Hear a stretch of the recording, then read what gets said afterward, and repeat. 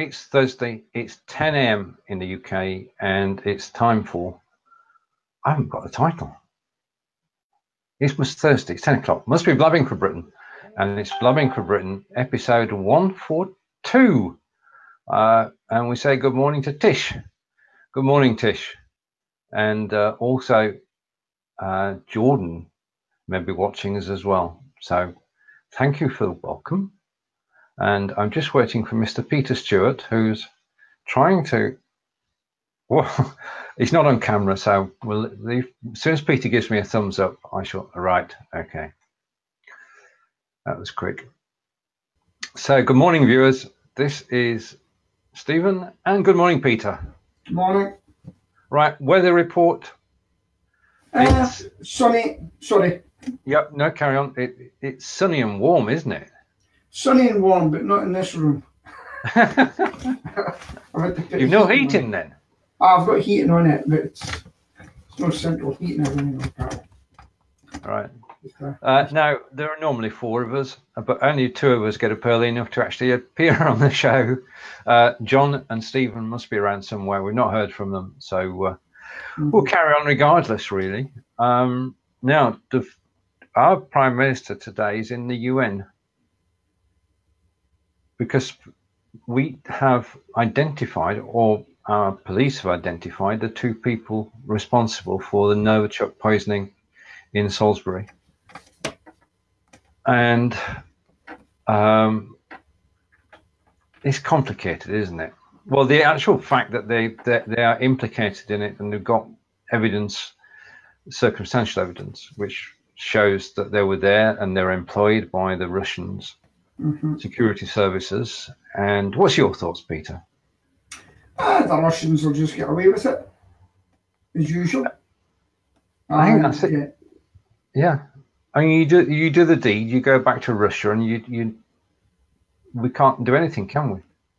There's no extradition treaty with Russia, and I can't see there ever being one. They just get away with it, and we'll just sit and take it, because they'll never do anything to them, because you've got those Russians coming in, doing their specific task, and then they've traced who they are, they've got their pictures, and back home they're heroes because they got traitors to their country.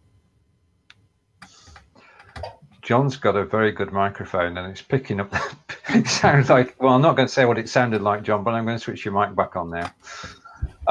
Right. It's just a built-in 920, actually. Right. Okay. Yeah. Your thoughts, John, on the Novichok thing and the fact that they've identified the 2 Russian agents. Correct. What are they going to do about it? They'll probably be receiving medals, or already have received medals back home. You know, what more can you say, really? They're not the first people to come over and do it, and I guess they probably won't be the last if we keep taking in other people's cast-off spies. Right. Okay. And the story that right. Okay. So we all feel that nothing's going to happen, but we can make the protest anyway, and it's just the way life is. You may see people getting expelled. They'll find out. They'll probably know some Russian spies and say, "We know what you've been doing for a while. Time to go home. You time to go home. Time to go home." There may be mass expulsions. There may be things that we don't even know about that's going to happen somewhere, and we'll never know about. There will be some sort of retaliation somewhere. Excuse me. But the Russians just deny everything every time. I'm sorry, but you can't trust them. I couldn't improve on that, Peter. So come to our next story, which is actually given to us by Tish. Did you hear about the UK mum who was forced to stand on the train to breastfeed when no one would offer their seat? Now, this broke on the BBC site yesterday, and it's one of those things, one of those stories that actually sort of human interest story, which I mean, personally, if I had been there, it's theoretical, but if I'd been there, I would have stood up. If somebody, an old person, sat down, and I can still say this, then I would have stood up. Then I would give up my seat. Your thoughts? Was it in London? I'll just try and find the story. Well, John, do you know? It's the first I've heard of the story, but I haven't looked at the BBC site today or yesterday. So, how can you live? I have greater problems like non-functioning boiler and other things, but we'll get into that later. Practical things. But if it's in London, there's no real manners down there anymore. If that was in Aberdeen, in my city, they would get offered a seat. Yeah.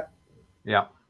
So, and that's the difference. If down in London, it's just a big rat race. Everybody just cares. Well, not everybody, but it's getting to their working time. I've paid for my seat. All that sort of stuff. That's it. If you're on a train where everybody paid for the seat. Yeah. And yeah.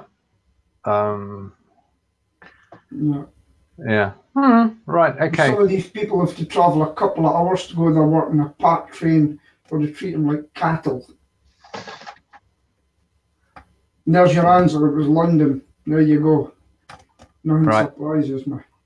Okay. London folk. Tish said the further north you get in the UK, the friendlier people get. I've moved down to Wiltshire now, so I'm buggered. Yeah.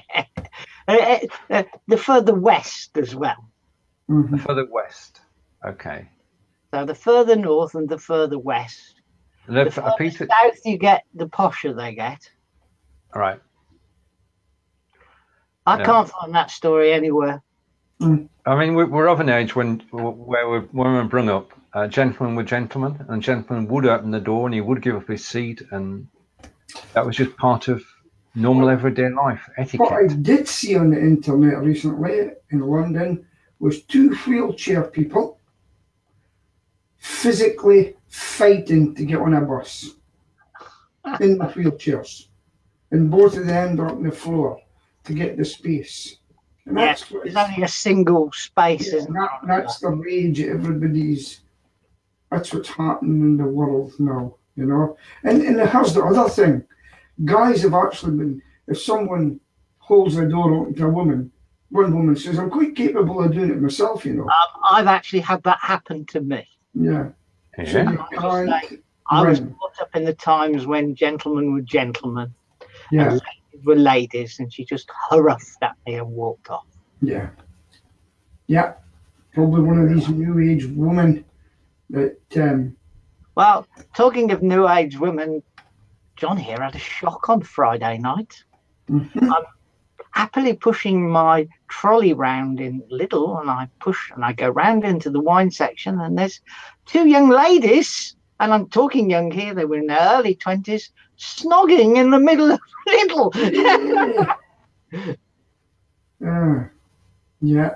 Well, I didn't know where to put myself. Yes. Yeah. Wouldn't happen in East London. I mean, if it had a man and a woman snogging, I'd have just said, get a room. But I was just too shocked. Right. Claire, help. Morning, Claire. It's Claire.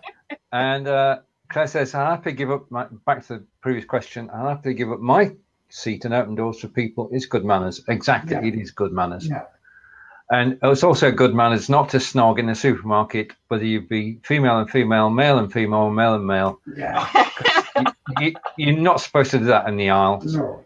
Going back to the bus, there was a big furore in Birmingham about 4 weeks ago, where a woman with a pram and child sat in the pushchair, rather, not a pram. Pram's an old-fashioned term, isn't it? Would not move the pram out of the disabled space to allow a disabled person to occupy it. Yep. And the bus driver wouldn't move the bus. So in the end, she had a lot of people shouting at her, and she actually got off the bus in the end. Good. Because I'd say, madam, if you don't move, we'll sort it out by the police. We'll just get the police to you. Would you like that? No. Right. And poor bus drivers get it in the neck, because I've been a bus driver.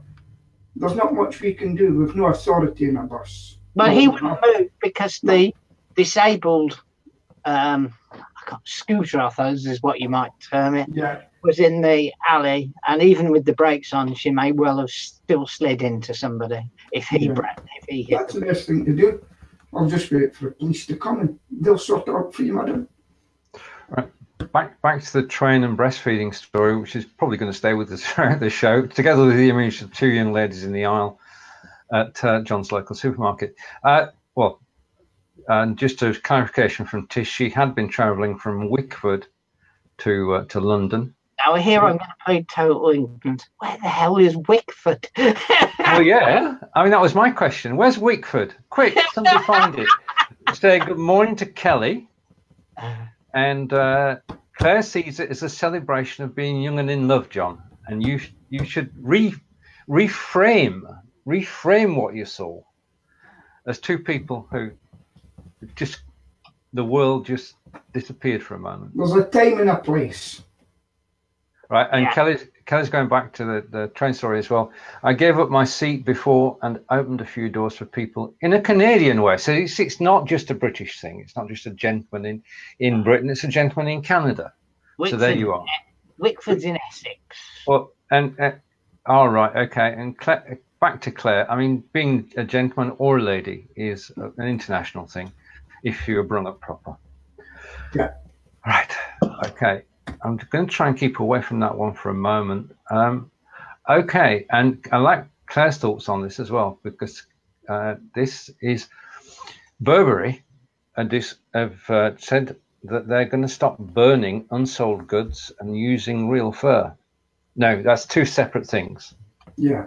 Yeah, both of which are important. I mean, they burned £28 million worth of stock last year. Mm-hmm. To preserve their reputation and their price. Mm-hmm. And everybody thought they were balmy on many levels. Your thoughts, gentlemen?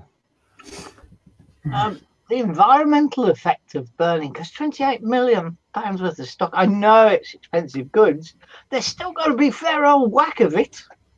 So all that pollution they're sticking in the atmosphere. Peter? I've not much comment. Right, okay. I think that the more important part of this is they're going to stop using real fur, which is a great move, and applaud them for that, really. And okay, I'm going to find a story that will sort of get you all fired up. Okay, so post-Brexit. Right, there's a problem. We know there's a problem in the east of the country with the farms, and the picking of crops this year has been a problem because the Europeans have not come across, and they've had fewer pickers than they need. So the government has said, we recognise that there's a problem, and we are arranging to have, you can have 2,500 workers, visas, and they can come across for 6 months and help with the crops. Good move? Good. Yeah. This was actually discussed on Radio 4 yesterday, because I may have been ignoring the BBC website, but I did have Radio 4 on in the background yesterday. They actually interviewed a lady from over Lincolnshire way, because this extends up through Lincolnshire, and she's Polish. And she came over as a picker, and now she runs an agency bringing people over for the farmers. Yes, can't get Poles these days. They have to be from further east. Right. Because the pound has fell so much, and the fact that Polish, what's the word I'm looking for? Economy has boomed. And wages have risen, although they're still not comparable in the UK. They are better off staying where they are now. Yeah. Coming here. And it just shows you when they don't need us, they'll leave us. Yeah. And they also interviewed a guy, and this isn't farmers, but it just shows the relevance. A guy that's been over here for 17 years, and he's currently service manager at a well-known garage chain. And he's going back to Poland, and he's going to take a 50% pay cut in going back to Poland. But because the money buys so much more in Poland, he will actually be better off than he is in the UK. Yeah. In terms of educating his children and eating. He says going out in, for a cinema and going out then afterwards for a meal costs a fraction of what it costs in the UK. So he's returning to Poland now. And and the other point he made was that his children are now coming up to the age where university is important, and university is free in Poland and not here. Yeah. And the Polish population in the UK, I mean, there are quite a number of Poles living here. When they want medical treatment, they go home. They go back to Poland. In their annual visits to Poland, they will make appointments with the doctors and the dentists so that they can have any treatment they need, especially the dental treatment, whilst they're over there. So there are probably many reasons for them to actually stay in Poland. It's quite a big market in UK people going over to Poland for dental treatment. Yeah, given the cost of ours, I'm not surprised. Right, okay, so that's good news. The government are actually doing something positive, and we're getting stories from everybody who's watching, which is brilliant. Kelly wants to go back to Russia, but I don't think he means that. He means back to the Russian topics. Russia suggests sabotage on the International Space Station. Did you see that one? Yeah. You did, Peter. Over to you, Peter. I didn't really read much into it. It caught my eye, but I didn't really go for it. There's going to be too much of this just now. There's going to be tit for tat, blaming this for that. And yeah. Yeah. I was listening to Radio 4, and security guy was on there, and he was talking about the fact that it's a daily battle. It's our security forces against security hackers from the east of Europe, and it's a daily battle trying to keep them at bay. Yeah. And the fact that if technologically, obviously, if they can hack, we can hack. We can't, not you. That's John's got hacking capabilities. I think we're not hackers, but the hackers who are doing this can't be stopped. Well, I've got a friend, his main business is virus protection. We were speaking about it yesterday, and there's firms actually getting everything basically hacked, held to ransom, and they're wanting money like £300 to get it back and stuff like that. And it does go on, and people sometimes pay it to get it back. And I says, you need to write a blog about this and get it. And he says, but all the time. I says, so how many people in businesses get attacked, and how often? He says, daily. They get daily. People try to get into their systems to get all their databases. Yep. Yep, which is why you should be as secure as a secure thing and have everything in place so that they can't do that when they do try. And I got the wrong end of the stick. I misread the story. Claire actually read the Russian space station story and said somebody drilled a hole in it. Yeah. Okay. They all get out through this hole. Oh dear. Right. Okay. Let's cross the Atlantic for a moment. Now there are two things here. One is the book that's coming out, which President Trump hates. But yesterday we had this, anonymous person who works at the White House saying that, don't worry, people, we've got your backs. Anything he tries to do which is stupid, we stop it. What I can guess what Peter's going to say, but John. He's just a clown, you know. I still think he could press the button if he really wanted to. Hey, you know, how many years left have we got to put up with the idiot? Well, according to him, 6.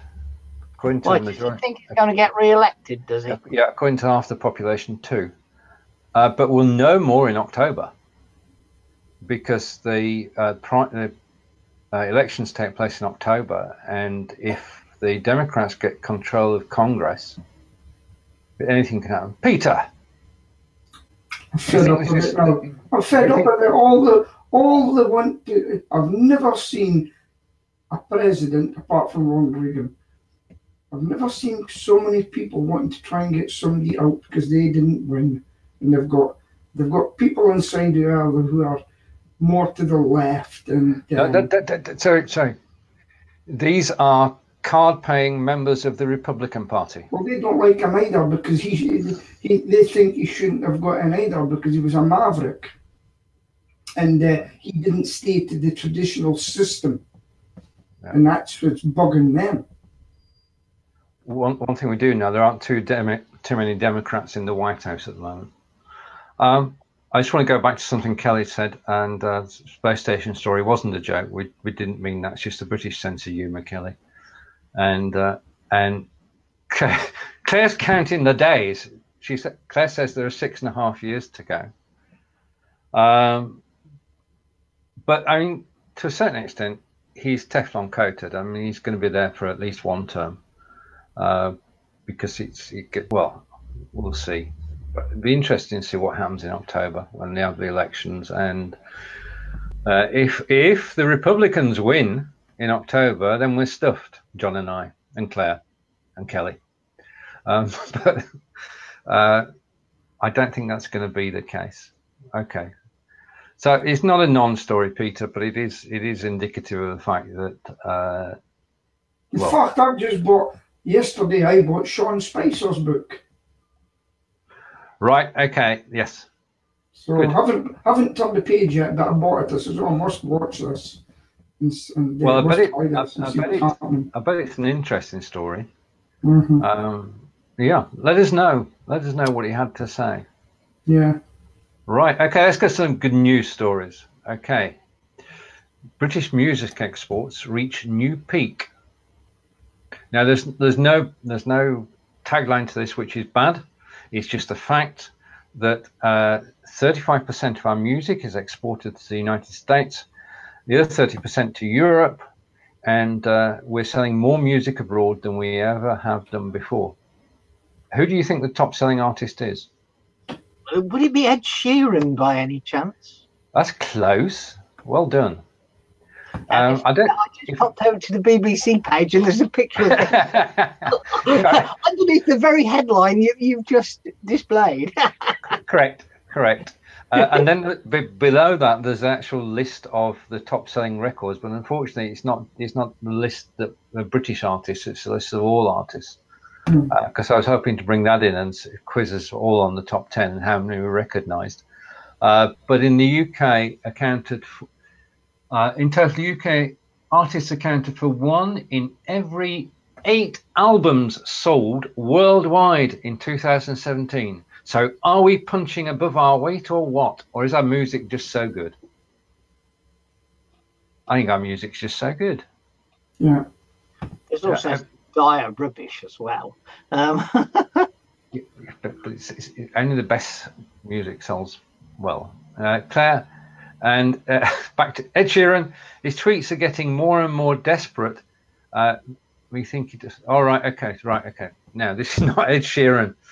We're back to President Trump for a moment. I better get that right because Ed Sheeran would never tweet desperately.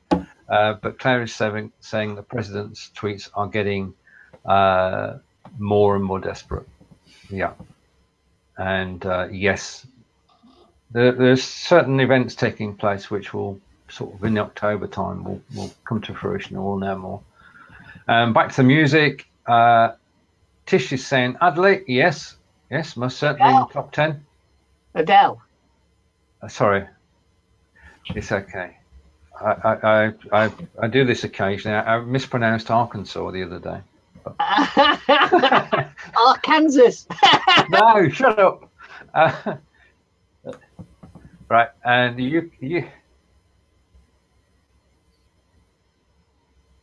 Yeah. Yep, it's easy done though.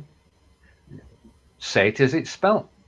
And Stephen's from sunny Fylde Coast. I don't know where John's gone. Says the UK always leads in music and comedy. Indeed, we do. We export our comedy around the globe, and the BBC makes a mint out of it, which keeps the license fees down. So, good morning, Stephen. And right. So we agreed the British music is the best, Peter, especially from the 60s onwards. Yeah. Yeah, you okay?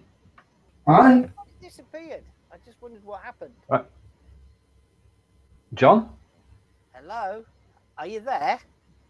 Can you speak up a bit? Oh, losing John, lost his sound, I think. He's very low. Yeah, Just... I'm glad it's not just me. Right, okay. Now, we all three have new phones within living memory, but Samsung is saying it's now time for folding smartphones. Do you remember the first ever folding smartphone? It's like a brick. Mm-hmm. So, I wouldn't want one now. Okay, I'll tell you something you would want. Well, the LCD that they're proposing doesn't have a hinge. It's continuous. The whole thing crashed, Stephen. You lot disappeared. Right, okay. Your voice is now back. You're back in full voice. So I was saying a moment ago you were very faint, but you're now back. We can hear you properly. Yeah. Well, you guys weren't there. We didn't move. No. Well, you did off my screen. Anyway, so their technology means that when they say it's going to fold, it will be one continuous LCD. So you'll be able to have a square phone. Ah, right, okay. Oh, hell. What's Instagram going to do then? If you're taking big square photographs? Well, you'll be able to display them full screen, won't you? All right, okay. That's All right, and Claire saying she had a little Motorola one, and my second one, I think, first one's little. I remember the Nokia 6517. Don't know. Anyway, something which were of interest to everybody, which is not out of the news. About a week ago, or in fact 8 days ago, I was on Facebook and I saw this advert, and it said, we're looking for people to beta test our new fitness watch. And the thing that caught my eye was that in order to participate, you had to be between 20 and 60. I thought, you what? Why can't I test it? Okay, I'm over 60. So I thought I'll apply and I'll see what happens. Anyway, long story short, I said, I'd like to try the watch. She said, right, okay, here's the terms. This, I'm going to go full screen, John. I'm showing my product of the week. This is the Yamay fitness watch. Okay. And it's made in China. And I'm going to come back to everybody. It costs £28.32. Now, if you compare that to the price of a Fitbit at the moment, and what it does on your wrist, it records your steps or it records your cycle ride. It's just a perfect fitness watch. It does everything the Fitbit does, but it also, at £28.32, it monitors your heart rate, live. It connects to a fitness app on your phone. That fitness app connects to Google Fit. So when I take this phone out and about and go on my walks, automatically it's mapping exactly where I've been. And I think this, for £28.32, is the best bargain of the week. And do you want to know the kicker? If you're interested in this watch for £28.32 and you're willing to give a review of said watch at £28.32, then at the end of the day, it won't cost you a penny. So if anybody's listening and you're looking for a fitness watch and you want to try it out for a week, well, you've got to buy it first, try it out for a week, then I'm not saying the next line officially, this is not on the recording, okay? Yamay will refund you the purchase price if you leave a review. Thoughts? Sounds good. And funny enough, I've been recording my steps with this shiny new phone that I've actually started using. Well, I've got No, sorry, Peter, carry on. I bought an S3 gear.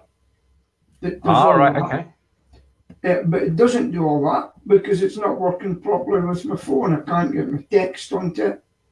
And there's other apps. On its own, it does my heartbeat. It does my cycling. It actually knows when I'm cycling. It's amazing. And stuff like that. But it hasn't worked out. It's either the phone's got a problem. I have been looking it up. But there's been problems with that. So it didn't work out the way it did.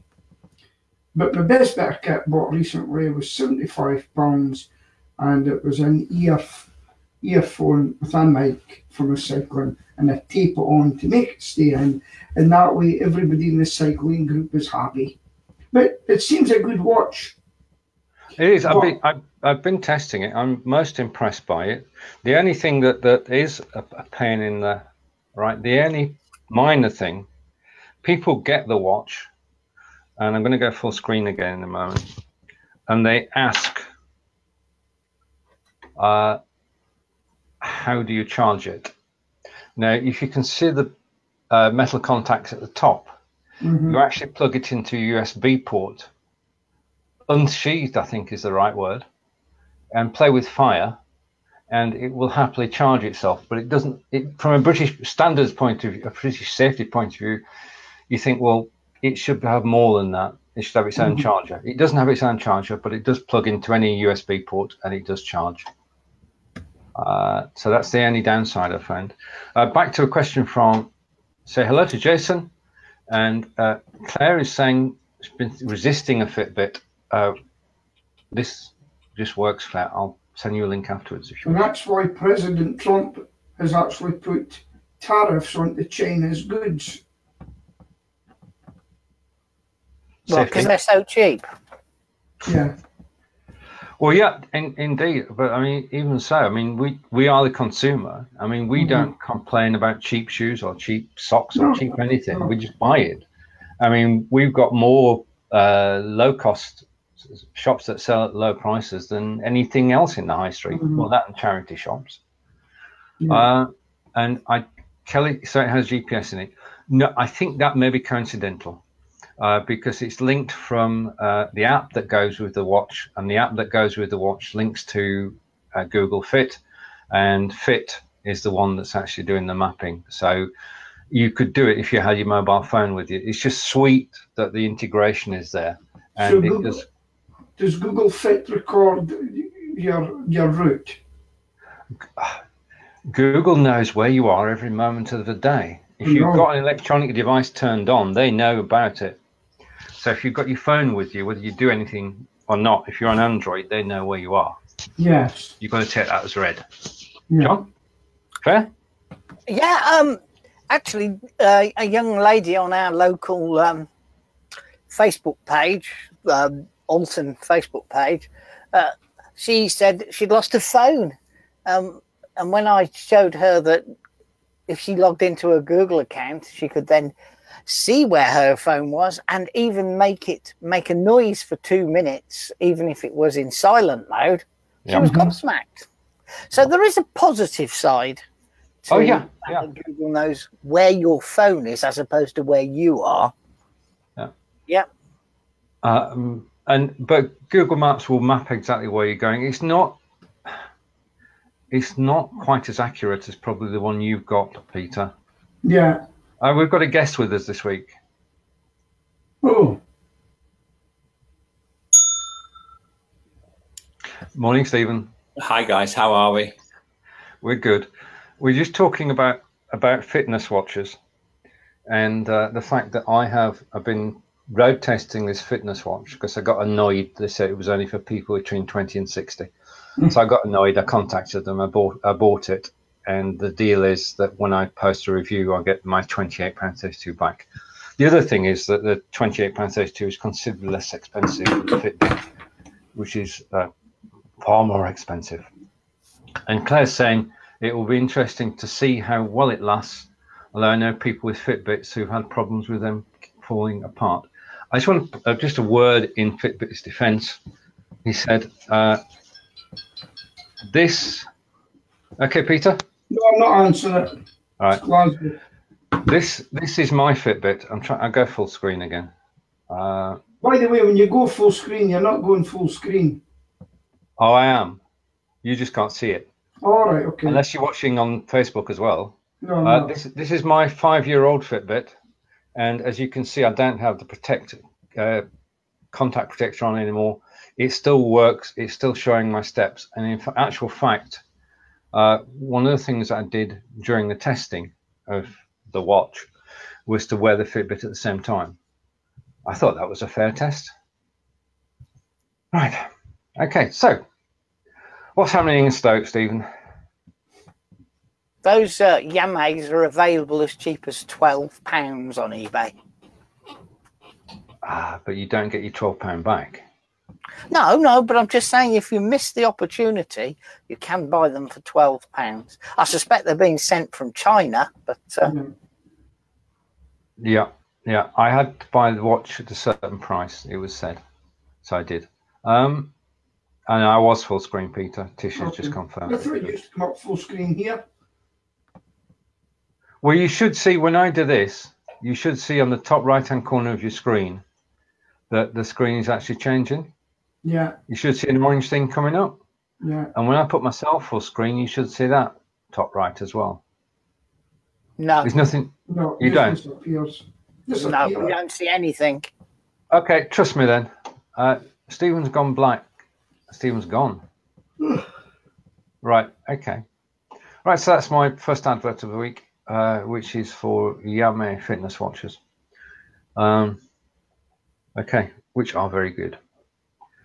Right, okay, on to the next story then. And this comes as no real surprise, but Twitter and Mr. Dorsey are actually testifying in the US Senate at the moment. And what they're saying is the US Twitter algorithms have not always been impartial. And they have been, you know, the public timeline where you can see all the tweets that come through from people you're following or connected with. Yeah. They've been manipulating that. Oh. And they hid 600,000 accounts. Because... Now, these are not 600,000 fake accounts. These include accounts from US senators, both parties. All right. So Twitter have been, what's the word I'm looking for? Censoring the Twitterverse. I mean, we censor it on our own because we actually say who we're going to follow and whose tweets we're going to see. But Twitter are actually saying, well, you can't see tweets from these people unless you go to their Twitter profile. Right, okay. I hope people in the audience found that interesting. I certainly did. So what was it? Was it to the lean to the left or to the right that they've done this? I'm just saying both parties, Democrat and Republican. There's no political bias at all. Have they said why? He's still testifying, and they're asking him why. And this is we may find out. This is the manipulation that's happening in today's society. You know, one message getting out and another message not getting out. Yeah, it's quite interesting. Right. Okay. Right. One that tickled me. I'm taking this. It is a serious topic, but the Brexiteers are going to reveal their alternative. I thought we'd wake Stephen up. The Brexiteers are going to reveal their alternative plan next week. Now, there are three plans. There's the Remainers plan, which obviously has been voted out. There's Mrs May's plan, which is the Europeans don't like it, and well, the Brexiteers don't like it either. So that we're going to get the Brexit plan next week, which should be interesting. We've got a leaflet in our front window, Peter. Just declare my allegiance. There is a meeting in Devizes on 21st of September, which is Liberal Democrats, and it's a meeting about Brexit. Mm-hmm. Any thoughts on Brexit, Stephen? It's all going so well. The whole thing is just, it's kind of sold. The country is missing out massively on trade and all sorts of good things, because the government is 98% focused on screwing up Brexit. And I actually wish it had never bloody happened, because we would be so much better off in the UK. But the reason I say that is whenever you do have a change, like, you know, if a company goes through a change of focus or anything like that, the customers always come off worse. And I don't see anybody having the competence on both sides to get us out of this mess. So whether it's a good thing or a bad thing, whether it's an opportunity or a disaster in the making, I wish it never bloody happened. I'll tell you what, though. I was looking at a European rule the other day, and I've never seen anything happen so quickly with a European rule. And do you know what it was, gentlemen? Can you guess what it was? It was the clam fishing. The British have already said you're allowed to fish there, and now immediately they're out because our government has come to an agreement with them. What happened to the EU rule there? What's that all about? There was, you always do this. There was no EU rule about it. There was two sets of rules. There was the British rules, which applied to the British trawlers, which said you can fish as much as you like. The French decided to try to conserve the stocks of scallops and said you can only fish between October and May or something like that. And the glorious thing is that the French Navy are getting involved now to keep the two warring sides apart. And I can't wait for the day that we send HMS some big ship. So say to the French, off, go away, take your little boats. Because that sets up the complete destruction of the EU. It's the whole thing. It's encapsulated. The British were allowed to fish there. But the control of international waters is not in the remit of the EU. It's nothing to do with the EU. Did you say that the French weren't allowed to shop there? The French weren't allowed, but we were. Yeah. So what's the problem? There is no problem. It's just the destruction of the EU coming along, because one of the biggest countries in the EU are incapable of controlling their fishing rights. And remember the agricultural policy, the way in which the French say 2 fingers to everything and get away with it for so long. It's just it's lighting the touch paper of the destruction of the EU. Yeah, but it's cost us money because the British have agreed. They've said, okay, we'll compensate. What? The British are giving compensation to the fishermen for their fishing now. No, it's true. That is correct. Look it up. No. That's what I'm saying. I've never seen someone have said to the British fleet, don't go and fish there.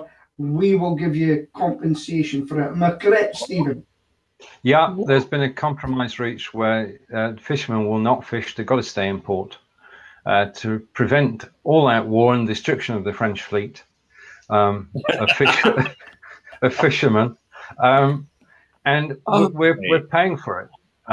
There you go. What do you think of that then, Stephen?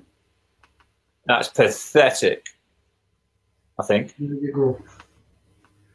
I'm trying to find it on Guardian. You know, that right-wing lead. Okay, right. Okay, now we can waffle. We know we can blab for Britain, and we don't necessarily get all the facts right. And we put that. I put that at the beginning of every show. The facts may be distorted slightly. So Claire's putting this right now. Okay. Okay.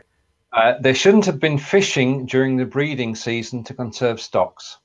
Makes a change for it to be that way around. So, I mean, the bottom line is that we were fishing there and shouldn't have been. No, we were allowed to. Says who? We were allowed to. It was the French that weren't allowed to fish there. We can only fish 8% of ours, while the Europeans can do 90% come fishing into ours. That's what's happening. It was for the French. It was for the French. Otherwise, and that's why the British fleet knew that, and they says, "Well, let's go and get this clams and wind up the Frenchies." Cut them off. I need a phone call. Okay. There's nothing right. on it. Okay. So Peter's got a ton. Thank you. On this one. Sorry? Fish is Peter's important. What would happen to our Fridays if there were no fish, John?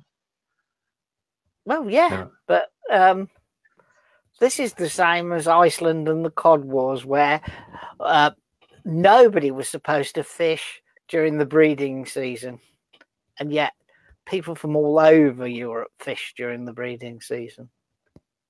Right. Anyway, speaking of which, do you want to buy your own ship? There's a ship that's been stranded in Great Yarmouth. Would you live in Great Yarmouth for 2 years? And it's up for sale. All you've got to do, you don't need to pay anything for the ship, but you've got to pay all the back fees for it being stored there for 2 years. Now, the thing that struck me about this story is, of course, for the ship to remain viable as a ship, the crew had to stay on board. So there's people who've been stranded in Great Yarmouth, not just the ship stranded, but all the Malaviyan, all its crew have been stranded as well in Great Yarmouth. Could you spend 2 years in Great Yarmouth? No, I don't think so. No. I've never managed to spend a week in Great Yarmouth. So. Right. Okay. So Peter's now back. So bring Peter back. And about that one, you'll go bonkers. Yeah. Okay. What did I miss? You missed the fact we then switched on to there's a ship that's been stranded in Great Yarmouth for 2 years, and you can buy it if you're willing to pay the back fees for its upkeep whilst it was there. Yeah. And the crew, once it's sold, can actually go home. They've been stranded in Great Yarmouth for 2 years because they couldn't leave the ship, because if you leave the ship, then maritime law says, well, anyway. Well, I can tell you about that because we had the exact same in Aberdeen. And the Philippine crew, or the Indian crew, couldn't get home. They had no money, and the people of Aberdeen fed them, and it used to take them out on tours and take them to the church and everything. And they were stuck in a ship. The ship was impounded and it went up for auction. And then with the auction sale, the crew were given their money, their back wages, and then they flew home. And that was it. And they were stuck here for a very, very long time. I've seen it firsthand. Interesting. Right. Next two stories are about computer software, which is dear to everybody, really. And I bank with Lloyds. I put that up to begin with. Debit card glitch. A woman was charged twice for an 18,000k Mercedes. Well, first of all, who's got 36k in the current account? But she was among thousands of people, and this John is a mystery to me, and possibly Stephen as well. What happened was this: that as far as the merchant was concerned, they only got paid once. There was only one transaction showing for that customer. Mm-hmm. As far as the bank were concerned, and their bank statement, they actually paid twice. Mm-hmm. Now, how does that get programmed? Yeah, because it was a It was the terminal itself that was the problem. Okay. The CardNet terminal itself. And they did a firmware update. Yeah. To a group of them, and suddenly they started charging everything twice. Well, brilliant. But not passing on the money to the garage. Lloyds Bank, by the way, it was a third party that Lloyds Bank employed. Sorry. So it wasn't actually Lloyds Bank themselves. Okay, I'll clarify that the 36,000 was debited from a Lloyds Bank account. Okay, it wasn't Lloyds that done it. Right, so it's I've only ever once spent more than 10 grand on a credit card transaction, and it scared the crap out of me. About 20 years ago, when I bought a BMW in Shrewsbury, and it was a debit thing. It wasn't a credit card either. It was a debit card with correct. So I had to phone the bank up first to say, "Guess what's going to happen?"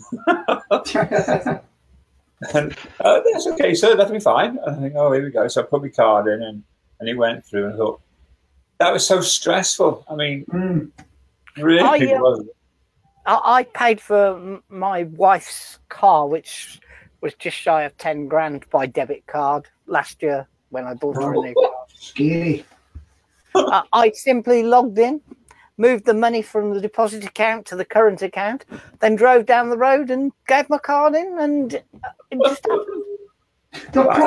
I'm so OCD about it, and when you're doing a bank transfer of any sort, the bloody sort code and account, is that the right number? Read it, do it. Well, you know something in my business? I still write checks from my business. And people say, one guy said, "Here's my bank account, could you play that pay by, whatever you call it, bank credit transfer?" And I went, "No, here's a check." I'm old fashioned. I just wanted to hang on to the money for another 5 or 6. No, I just, one day, there is going to be one massive problem with fraud. And it's going to be a big headache for the world. One day it's going to happen. One massive problem. Apparently now, in this world, if we paid a check into Sue's account Monday, and we were told that it normally takes up to 7 days, doesn't it, to clear? But now they tend to do some initial checks, forgive upon, and then they make the cash available to us. In fact, it's available today. So that's 4 days. But they reserve the right, if their checks had not been properly done or if something had changed, they reserve the right to claw the money back if the check issuer, for some reason, reneged on it. But and the guy said that Barclays. Santander, this was, and he was saying that sometime this year, in fact, it must be a couple of months away, they'll be clear. They can be. Claire's talking about playing. Yeah, checks. That's exactly what I was going to say. I can photograph the check. Yeah, I get that. And pay but it in. they're clearing check in the same day, sometime this year. So that's check to cash in your account, available funds, or whatever the word is, cleared funds. Yeah, same day. Talking about paying by the transactions, like Peter was talking about.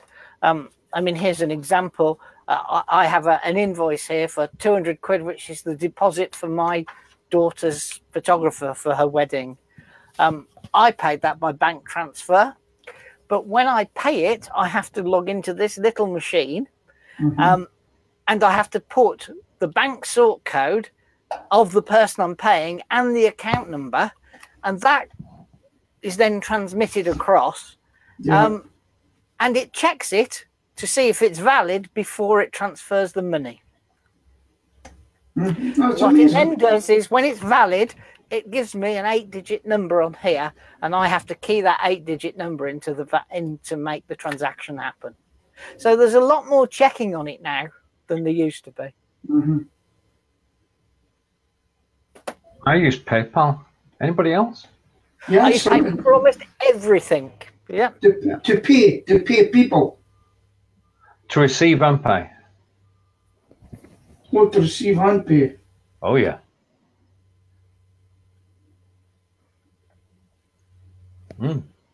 Works very well.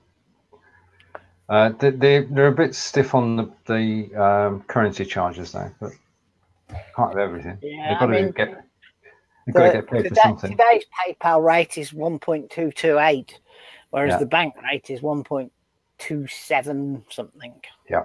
Yeah. So you're losing out, but as the general service itself is totally free. I'm not going to argue. Right, okay.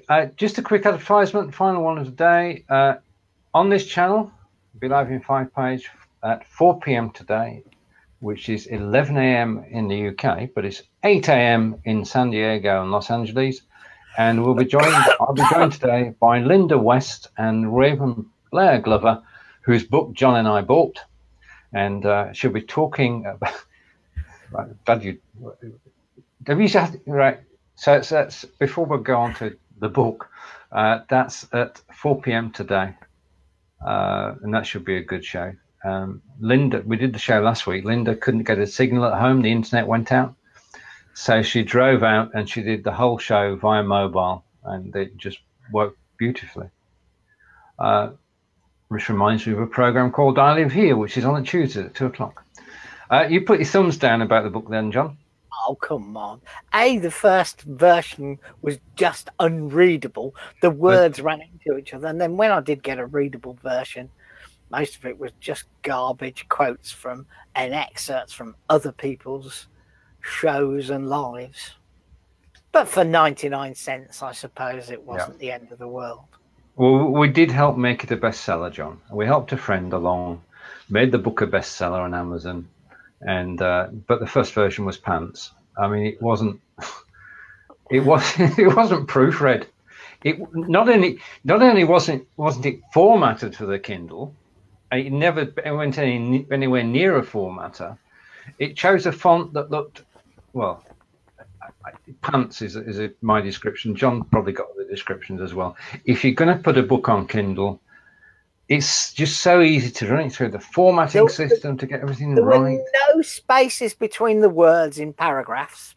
Yeah, so your brain had to work out the words, and in headings they actually overlapped. The words did, and you were supposed to read it. And none of the links worked. No. And 50% of the book was about Raven, but the new version is books. We're building an augmented reality app so that you can send a book out with just text, and then we'll recognize the text and flash up an image of a video, an image or a video or some other content. So that's quite exciting. I mean, Raven, don't get me wrong, when you watch Raven, it's always interesting, and she has some great things to say, but she ruined her reputation by publishing this book. She should have just said, I'm sorry, it's running late, rather than just shoving it out the door. Yeah, I mean, it was the disappointment, because as John said, when we chatted about, and we both got the book, it's just, you didn't expect such low quality. You expected, because it was from Raven, it would be high quality, and that's the perception that she's given everybody. Yeah, so we were just disappointed. And when you get a new version of the book, your view is jaundiced by the fact that the first book was pants. Right, that bell going means it's nearly 11 o'clock. Thank you, Peter. That is such a nice way. I just said pants was a nice, polite way of putting it. I wanted to say it was a load of bollocks, but never mind. Lord Red's going, oh no, We're still on there. It's been a nice day. I'm hoping it's a better day than yesterday, because yesterday they condemned my boiler. So I've now got to find a considerable sum of money to be able to heat the house for the winter. That's a coincidence. I've got a boiler. My gas certificate man, I've built an app for a gas certificate, and he's coming around. The engineer's coming around tomorrow to look at my boiler, John, and I'm expecting a similar, what do they call it, condemnation of my boiler. It is only a couple of months short of 18 years old, so I guess we haven't done that bad with it. and because it's under contract, they have waived some discounts around those. I'm just going to get an alternative quote just in case the discounts aren't real. A lot of money. A lot of money, John. The initial quote is £3,270. That's just for the boiler. Now the boiler's 960 of that. Lovely. Well, because it's old, it's only in 15mm pipe, and today they have to be in 22mm pipe. So that means they've got to go all the way back to the meter and run new pipe, all sorts of things. Also, because my flue is too close to my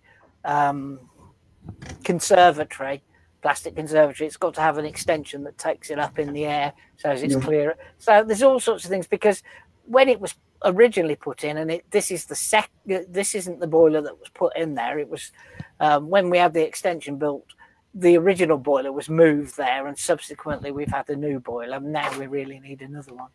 Anyway, my boiler ills are not your guys' problems, but I hope yours turns out to be better off than mine, Stephen. So it's 11:01, so it's goodbye from him over there in Stoke-on-Trent. Or is he up there in Stoke-on-Trent? It's goodbye from him down there on the southwest, not in the peninsula, but heading out that way in Wiltshire, or close to Stonehenge, as he says. And then it's that fella up there who keeps chasing the mice and the rats around up in Aberdeen. And then it's goodbye from me in Solihull. So bye. See you all next week. Super. Bye.